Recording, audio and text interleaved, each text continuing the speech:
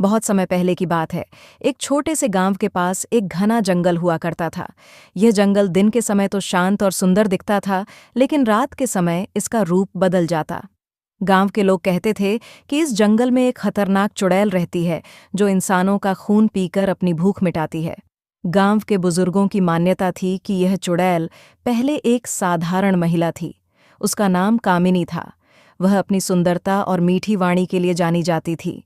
लेकिन एक दिन उसके साथ ऐसा धोखा हुआ जिसने उसकी जिंदगी बदल दी। कामिनी को गांव के एक व्यक्ति राजन से प्यार था। राजन ने उससे शादी का वादा किया, लेकिन वह धोखेबाज निकला। उसने कामिनी को जंगल में बुलाया और वहां उसे मारकर छोड़ दिया। उसकी आत्मा उस समय इतनी क्रोधित हुई कि उसने प्रण लिया कि वह कभी चैन से नहीं रहेगी और हर इंसान को सजा देगी। कुछ दिनों बाद गांव के लोगों ने देखा कि जो भी जंगल में जाता वह वापस नहीं लौटता। कई लोगों के शव जंगल के पास मिले और हर किसी के शरीर से सारा खून गायब था। यह देखकर गांव में खौफ फैल गया। लोगों ने कहना शुरू किया कि कामिनी अब एक चुड़ैल बन चुकी है। वह रात में बाहर निकलती है और इंसानों का शिकार करती है। उसकी पहचान यह थी कि वह सफ़ेद साड़ी पहनती थी और उसकी आंखें खून जैसी लाल होती थीं। एक दिन गांव के कुछ साहसी युवक यह तय करते हैं कि वह चुड़ैल का सामना करेंगे और उसे खत्म करेंगे। उन्होंने तीर कमान और मशालें लेकर जंगल का रुख किया। जैसे ही रात हुई, जंगल और भी डरावना लगने लगा। हर तरफ सन्नाटा था और केवल हवा की साएं-साएं सुनाई दे रही थी। कुछ देर बाद उन्होंने एक औरत को देखा जो सफ़ेद साड़ी में खड़ी थी। वह पीठ मोड़े खड़ी थी और बाल उसके चेहरे पर लटक रहे थे। युवक उसकी ओर बढ़े और पूछा, तुम कौन हो? जवाब में वह महिला धीमे धीमे हंसने लगी। उसकी हंसी धीरे धीरे डरावनी चीख में बदल गई।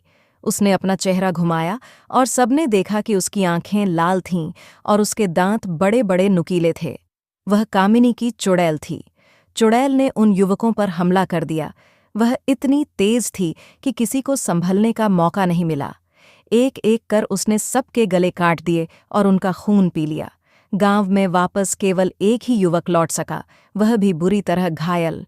उसने गांव वालों को सारी कहानी सुनाई और उसके बाद उसकी भी मौत हो गई। इस घटना के बाद गांव के लोगों ने तय किया कि जंगल में कोई नहीं जाएगा।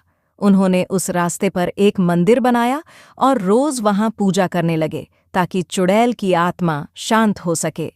कहते हैं कि कुछ वर्षों तक वह चुड़ैल शांत रही, लेकिन फिर अचानक से जंगल के पास फिर से खून से लथपथ शव मिलने लगे।